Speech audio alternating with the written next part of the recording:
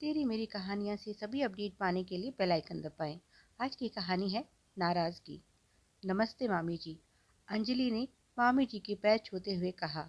जवाब में उन्होंने एक ताना दिया, बस बस, ज़्यादा दिखावे की ज़रूरत नहीं है। कितना इज्जत करती हो सब पता है हमें। इसका मतलब ये अभी भी उस बात से नाराज़ हैं, अंजलि ने सोचा। मामी जी अपनी भारी भरकम थुलथुल काया को संभालते हुए आगे बढ़ गई। अंजलि भी खाने की प्लेट लेने चल दी। असल में सुमित के ट्रांसफर के बाद वे जब इस शहर में शिफ्ट हुए थे तो दोनों खुश थे कि मामा जी का घर भी यहीं होने से अपनों का साथ भी रहेगा और अकेलापन भी महसूस नहीं होगा। कुछ माह तो अच्छे रहे, लेकिन उसके बाद मामा मामी जब तब बच्चों को लेकर उनके यहाँ बिना पूर्व सूचना के आने लगे। एक दिन छुट्टी का मिलता था, वह भी उनकी आओ भगत में निकल जाता। ऊपर से मामी जी का मांगने वाला स्वभाव। जब तब अंजलि से कुछ ना कुछ मांग ले जाती और फिर लौटाने की सोचती ही नहीं। उसका मेकअप, साड़ियाँ, यहाँ तक कि उसकी डिजाइनर ड्रेसेस भी। खुद तो वे यह सब नहीं पहन सकती थी, क्योंकि कमर की जगह बड़ा सा कमरा जो था उनके पास। ऐसे में दुबली पतली अंजलि के कपड़े उनको कहाँ फिट होते। अपनी बढ़ती बेटी के लिए ये सब खरीदने की बजाय मांग कर ही उसे सजा लेती थी। अपनी बचत के चक्कर में अंजलि का नुकसान होता हो तो हो, उन्हें क्या। उसकी आर्टिफिशियल ज्वेलरी पर तो जैसे उन्होंने पक्का कब्जा जमा लिया था। हद तो तब हो गई जब एक दिन उन्होंने उसकी गोल्ड ज्वेलरी की मांग कर दी। अंजलि बेटा, मेरी एक सहेली के बेटे की शादी है। मेरे गहने तो पुराने डिजाइन के हो गए हैं। शादी में तुम्हें जो गोल्ड का सेट मिला था वो कुछ देर के लिए चाहिए। अंजलि तो उनकी बात सुनकर ही सकते में आ गई।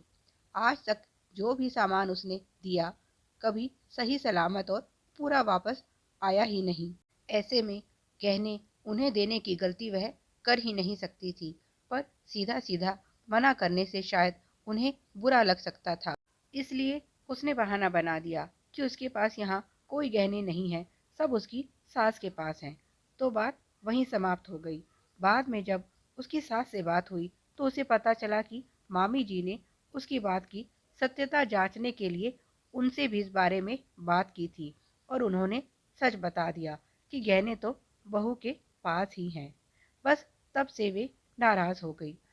अंजलि की तो मनचाही मुराद पूरी हो गई। वह तो भगवान से यही मांगती कि उनकी नाराजगी यूं ही चलती रहे। कम से कम अब यह खटका तो नहीं लगा रहता कि मामी वक्त बेवक्त किसी भी समय आ धमकेंगी और उसकी छुट्टी बर्बाद कर देंगी। वह तो उनसे कोई बात करना भी नहीं चाहती थी, पर लोग दिखावे के लिए छोटे होने के नाते उनको सम्मान देना उसका काम था। उसने अपना कर्तव्य पूरा किया, बाकी उनकी नाराजगी ही उसके लिए वरदान है। अगली सुबह डोरबेल बजी तो अंजलि मामी को सामने देखकर हैरान रह गई। वह मुस्कुराते हुए अंदर आई और बोली, गलती तो सबसे हो जाती है बहू। अब बड़ों का तो काम ही है छोटों को माफ करना।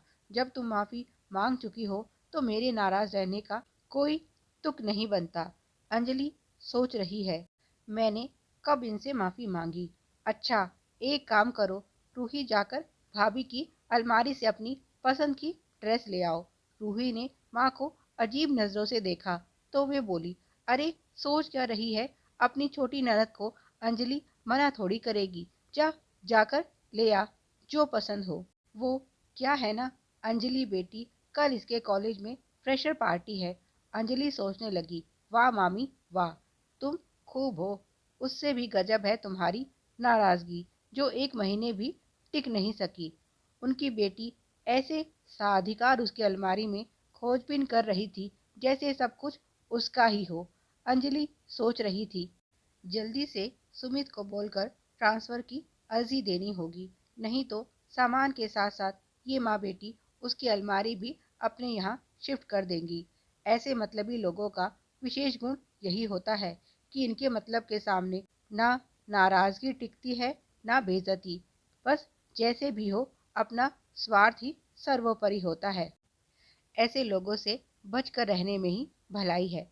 इसी तरह की मज़ेदार और पारिवारिक कहानियाँ पाने के लिए तेरी मेरी कहानियाँ को सब्सक्राइब करें। वीडियो पसंद आया तो लाइक और शेयर करें। Please like, share and subscribe. Thanks for watching.